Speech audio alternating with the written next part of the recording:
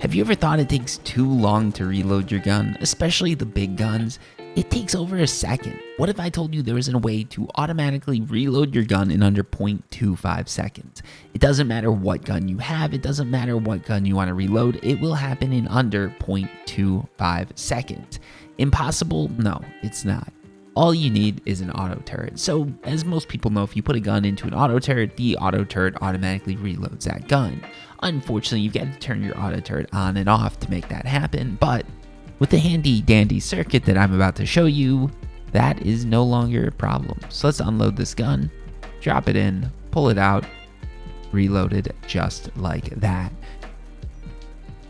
So what sort of magic have I done to make this happen? Well, this is the circuit, and I'm about to show you how all of this works. So let's go ahead and start from scratch. So what are you going to need to build this auto reloader? Well, I've actually managed to simplify the design in between the time of showing this design off and what I'm going to show you now. So what you're going to need is you're going to need one timer, one switch, one XOR switch, and two splitters. So let's go ahead and lay down the switch first, because that's going to be the easiest part of this whole thing to understand. So the switch right here is just what controls and turns your circuit on and off. It's always nice to have one of these just because that simplifies things. So we're going to go ahead and put that in. There's nothing fancy going on here. Now this switch is going to be hooked up to a splitter. This splitter is going to provide power to the timer, and it's going to provide one input to that XOR switch. So let's go ahead and lay down that XOR switch first.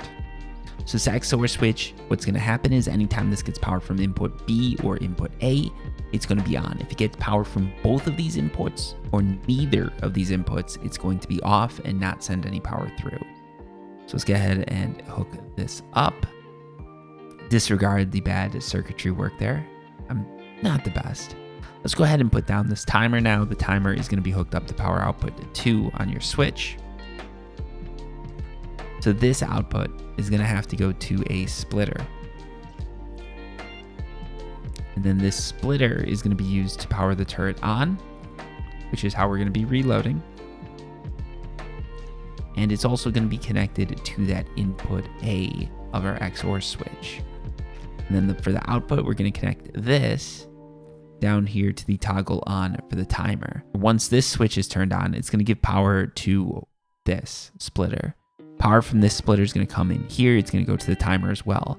The timer is off at this point, so power from this switch will come down. It'll go to the toggle on, turn the timer on. This is going to turn this XOR switch off. It's going to turn the turret on. And then the XOR switch, because it's off, isn't going to send power through, which will turn this toggle off, which means the timer will reset to 0.25 seconds. And the whole system will just keep happening indefinitely until you step in and override things. So now the hardest thing about this is that we've got to set this timer to 0.25 seconds. If we turn it on right now, it's just going to be stuck. So what we're going to have to do, we're going to have to turn this toggle off, turn this on. Now let's set this down to 0.25. And now let's reconnect this toggle. This is just to make life easier. You don't actually need to do this. You can try and work some magic on your own, but watch what happens the second I hook this up. You ready for this? Timer automatically starts toggling between on and off. You can see the green and the red flashing right here. So now what's going to happen, if we put a gun, or actually if we put the appropriate gun into this auto turret like this, pull it out, it's reloaded. And that is how you get an auto reloader for any gun in Rust.